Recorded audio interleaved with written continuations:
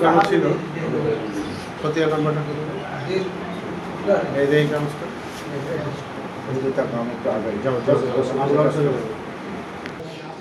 জমি খাদ আমরা করে বেড়াই, হ্যাঁ, কাগজপাতিগুলো ওকে থাকে, তা আমরা টাকা নিই 6,000, আবার কেউ কেউ 8,000 10,000 মুখ ধমুক ওগুলো আমরা করি। খারিজের খরচটা আসবে 6,000, আর আপনার চেক কাটতে কয় টাকা লাগবে? 200 টাকা তো হতে পারে, আবার 2,000 লাগতে পারে, আবার 5,000 লাগতে পারে। যাকে যেমন পাইবে। আমি দুটা করেছি, আমাকে 9,000 নিয়েছে, দুটা দলিলে 9,000 নিয়েছে আমাকে, দলিল হিসেবে নিয়েছে। যেটা দলিল আছে বেশি হলে বেশি, কম কম হবে একটু করে, মানে একটা চার্জ হলো 6,000।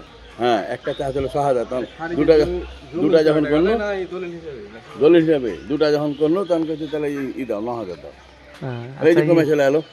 মানে যেটা খাজনা, চেক, এগুলা কি অফিসে কোনো কাটা হয় না? তো সব অনলাইনে না, আপনারা অফিসের ভিতরে আসারও প্রয়োজন হয় না, তাহলে আপন আপন কেটে নিচ্ছে আর কি। নিজের নিজের আইডি থেকে তো।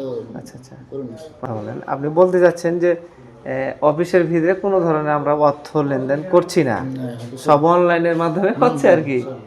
আমাদের ভূমি ব্যবস্থাপনা যে অটোমেশন হয়েছে, সেই অটোমেশন প্রক্রিয়ায় খারিজ এবং খাজনা আদায়ের ক্ষেত্রে সরাসরি অর্থ লেনদেনের কোনো সুযোগ নেই। এখন পুরো প্রক্রিয়াটা অনলাইন প্রক্রিয়া, এবং মানুষজন তাদের যে খারিজের ক্ষেত্রে তাদের যে 1170 টাকা পে করতে হয়, সেটা অনলাইনে বিকাশ, নগদ এগুলোর মাধ্যমে পে করতে হয়। এবং খাজনা আদায়ের ক্ষেত্রেও তাদের যে খাজনা টাকাটা আসছে সেটা তাদের অনলাইন যে পেমেন্ট পদ্ধতি আসছে সেই পদ্ধতি পেমেন্ট করতে হয়। এক্ষেত্রে আমাদের নির্দেশনা রয়েছে সকল ইউনিয়ন ভূমি অফিস এবং অফিসে যে কোনো ধরনের খারিজ এবং খাজনার ক্ষেত্রে আমাদের অফিসের যারা স্টাফ আছেন তারা যেন এগুলোর সাথে ইনভলভ না হন। কারণ এইটা হচ্ছে তারা অনলাইনে আবেদন করবেন, তারা অনলাইনে তাদের খাজনা যতটুকু আসে সেটা পরিশোধ করবেন। এটা সমন্বয়ের কাজ হচ্ছে ইউনিয়ন ভূমি সহকারী কর্মকর্তাদের, তারা সমন্বয় করবেন। এর বাইরে যদি কেউ অতিরিক্ত টাকা বা কোনো কারণে ব্যক্তিদের কাছ থেকে খাজনা এবং খারিজের কথা টাকা নেয়, সেক্ষেত্রে আমরা তাদের বিরুদ্ধে যদি লিখিত অভিযোগ পাই এবং অভিযোগের সাপেক্ষে প্রমাণ পাই, তাহলে আমরা সরকারি বিধি মোতাবেক যে ব্যবস্থা গ্রহণ করার সেটা আমরা করব।